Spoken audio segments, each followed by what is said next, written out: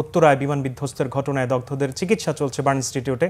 সেখানে আছেন মহিবুল্লাহ মহিব। আহতদের সর্বশেষ কি অবস্থা আর তাদের অবস্থা এখন কেমন, চিকিৎসকরা কি বলছেন? আসলে বার্ন ইউনিটের এই মুহূর্তের যে বিভৎস করুণ এবং হৃদয় বিদারক অবস্থা, সেটি আসলে কোনো ভাষা দিয়েই ব্যাখ্যা করা সম্ভব নয়।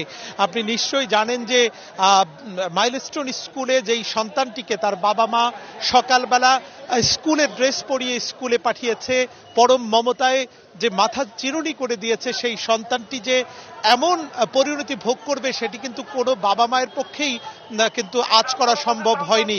সেই মাইলস্টোন ট্র্যাজেডিতে কিন্তু অসংখ্য শিক্ষার্থী, সেখানে শিশু যেমন রয়েছে তেমনি অন্যান্য ক্লাসের অসংখ্য শিশু পুড়ে অনেকেই আঙ্গার হয়েছেন, অনেকে কিন্তু অনেকের শরীরে লেপ্টে গেছে স্কুলের ইউনিফর্ম।